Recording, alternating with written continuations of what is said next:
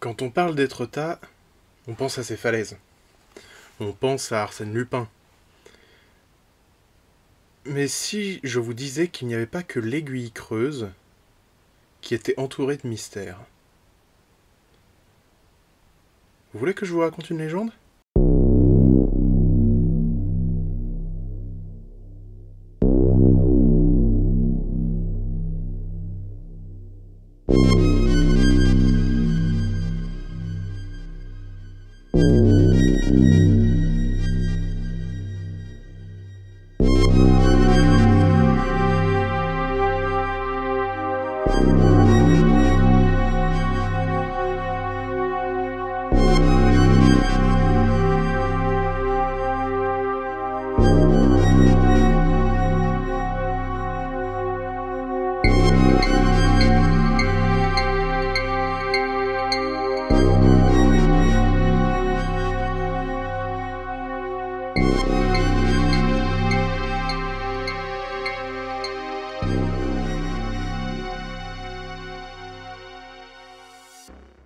Guy de Maupassant nous parlait de la légende de la chambre des demoiselles d'Étretat, mais ça n'a rien à voir du tout avec la légende que je vais traiter là maintenant.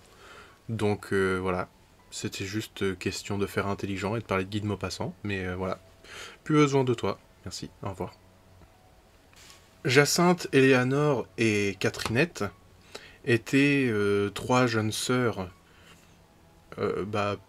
très belles, évidemment comme toujours dans cette histoire-là, vachement sympas, et très pieuses.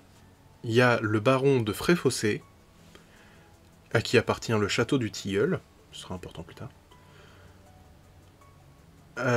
Lui, il s'est dit, franchement, vous êtes sympa, est-ce que ça vous dirait pas d'être sympa chez moi ? Et elles ont répondu, franchement, ton château, il est sympa, pas besoin de nous. Donc, comme c'est un vieux schnock, et qui connaît pas trop les règles de bienséance, de toute évidence, lui, il fait ce qu'il faut pas faire, en fait. Il insiste. C'est un petit conseil, hein, vous insistez pas. Hein, si la fille qui te plaît, elle te dit non, et bah tant pis. Hein. Donc au bout d'un moment, son ego fragile étant là pas mal en miettes, hein, parce que il se rend compte que les trois filles qui, en plus du fait que lui était vieux et moche, elles étaient déjà promises à des mecs en fait. Bon, selon la source, ça diffère. Il y en a un qui va dire qu'elles étaient promises à des soldats, l'autre il va te dire que c'était à des nobles. En tout cas, elles étaient promises, quoi. Enfin, après, c'est une légende, donc peut-être qu'elles n'étaient pas promises du tout. Du coup, c'était mort. Il n'y a pas moyen, Jaja. Il a vraiment... Il se dit que elle serait sympa chez lui, hein, en petite décoration. Du coup, il décide de faire un truc. Il sait qu'elles aiment bien se promener sur les falaises d'Étretat la nuit. Pas du coup, et s'il les suivait la nuit, alors qu'il n'y a personne autour?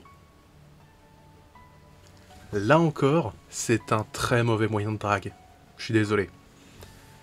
Et du coup, très rapidement, elles se rendent compte qu'il les suit. Parce que en fait, quand il y a 3 filles toutes seules sur une falaise, s'il y a un mec qui arrive, ça se remarque. Donc faut être juste logique. Elle décide de se cacher. Donc elle se cache dans un petit trou dans la falaise. Hein, question de ne pas être repérable facilement. Et alors là encore, il y a deux courants d'idées principaux. La première idée, c'est que le baron de Fréfossé, il est pas content, donc il fait tomber une grosse pierre devant l'entrée de la cave. Et l'autre façon de penser, c'est que c'est juste, c'est les falaises, donc il y a juste un petit éboulement qui bloque la sortie.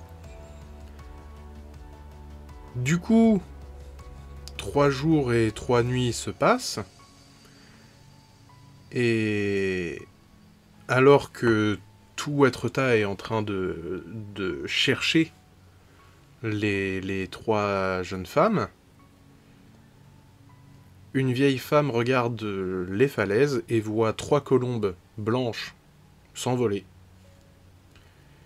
Et ce qui est censé symboliser le départ de leurs âmes. Machin. Mais ça ne s'arrête pas là. Évidemment que non. Le petit baron de Fréfossé, là. Jusqu'à sa mort, il a vu les 3 sœurs chez lui, qui l'ont hanté et qui lui ont rappelé son péché. Qui lui ont rappelé qu'il a été un mauvais gars. Ça fait plaisir. Je sais pas quel âge il avait, hein, mais peu importe combien de temps il a vécu après, il s'est rappelé tous les jours que le harcèlement, c'est pas cool. Ça, c'est bien.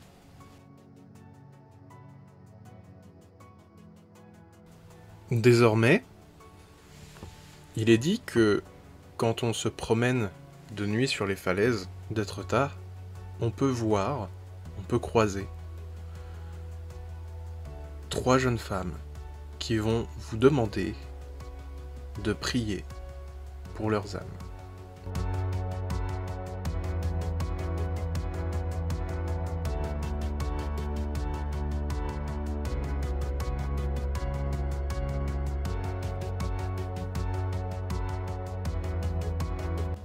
Les falaises d'Étretat, elles sont impressionnantes. C'est le genre d'endroit qui vous rappelle à quel point vous n'êtes rien face à la nature. C'est... Par exemple, je sais pas si vous êtes déjà allé sur une falaise, mais le vent que vous prenez, il vous fait comprendre que vous avez aucune force comparée à la nature. C'est vraiment impressionnant. Cette histoire n'est pas forcément liée à ce sentiment de faiblesse face à la nature, mais cette façon d'être impressionnant donne envie d'avoir du mystère, d'avoir des questions, d'essayer de comprendre les choses. Et je pense que au final, le meilleur moyen de savoir s'il y a bien 3 jeunes femmes qui se baladent sous la lune d'Étretat, ça reste d'aller sur les falaises la nuit. Enfin non, c'est dangereux, hein. Y allez pas. Enfin la nuit. Y allez pas la nuit. C'est dangereux. Et merci beaucoup d'avoir regardé cette vidéo. J'espère vraiment qu'elle vous aura plu. C'était une histoire qui était vraiment intéressante à découvrir parce que je suis allé plusieurs fois à Étretat et j'avais jamais entendu parler de cette histoire. Donc c'était vraiment cool de découvrir des choses constamment sur ma région. Les 3 histoires que je vous ai racontées pour l'instant viennent de ma région. C'est 3 histoires que je ne connaissais pas. Donc c'est vraiment cool de découvrir ces choses. Et voilà. Abonnez-vous. Appuyez sur la cloche, là, question d'avoir toutes les notifications. Suivez-moi sur Twitter, Instagram, Facebook. Je suis même sur TikTok. Voilà. Suivez ce que je fais. Parce que c'est pas trop mal. Enfin, il y a mieux, c'est sûr. Mais bon, il y a pire. Puis je suis sympa dans le fond.